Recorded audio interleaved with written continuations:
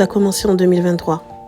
Je regardais par la fenêtre avec ma fille et je voyais le ciel gris, des bâtiments, tous entassés les uns sur les autres. On avait juste envie d'une chose, c'était de voir le soleil, la plage.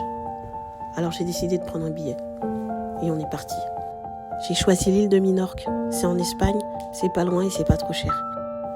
On a écumé les rues, on a profité du soleil et du paysage, on a regardé les belles maisons et le soir on est allé rire sur la plage, boire un cocktail et profiter.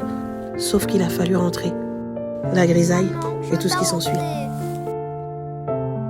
Les loyers s'accumulaient, mais je me disais que c'était de l'argent jeté par la fenêtre. Et ma fille était toujours aussi triste. Un jour, j'ai pas dormi de la nuit.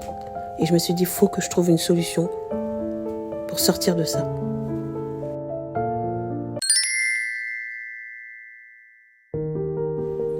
Alors j'ai décidé qu'il fallait qu'on déménage, qu'on commence une nouvelle vie et on a trouvé un appartement immense de 80 mètres carrés à 3, lumineux, bien agencé et surtout il y avait un jardin car il était au rez-de-chaussée. Mais on a déchanté quand on a vu le prix du loyer. Je me suis dit je peux pas mettre ça, je peux pas jeter ça par les fenêtres. Alors j'ai réfléchi et je me suis dit pourquoi pas acheter. Et un beau matin ma fille est arrivée, elle m'a dit Maman, regarde mon dessin, j'aimerais tellement habiter dans cette maison. J'ai dit waouh, quelle est belle cette maison. Tout en sachant qu'on n'aurait peut-être pas les moyens de se payer une maison comme ça. Mais quand j'ai vu dans ses yeux qu'elle en avait vraiment envie, je me suis dit que là il fallait qu'on se bouge. Et on est allé voir un courtier, un expert en crédit immobilier pour les achats de maison. Il a regardé nos revenus et il nous a dit bien sûr que c'est possible. Vous n'êtes pas riche mais vous n'êtes pas pauvre non plus. Et vous savez, parfois, à construire, ça coûte moins cher que d'acheter dans l'ancien. Et on a commencé à chercher des terrains. On en a trouvé un, à un prix super abordable. Il y avait juste une cabane au milieu du terrain, mais il fallait la détruire. Et on a commencé à se projeter, à se dire que c'était là qu'on voulait être, ici même, dans cette maison que j'avais vue dans un dessin.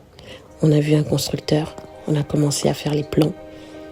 Bon, je vous cache pas que ça s'est fait très rapidement. Tellement rapidement que ce constructeur en question nous a redonné rendez-vous un soir à 21h pour signer tous les documents. On était fatigués, épuisés, on avait lu des pages et des pages. Mais on a quand même signé. Et ce soir-là, quand je suis rentrée, je me suis posé des questions. Est-ce qu'on n'avait pas signé le mauvais papier ?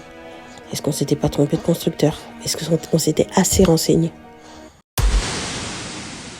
Je crois qu'on s'est trompé. Écris en commentaire partie 3 si tu veux voir la suite.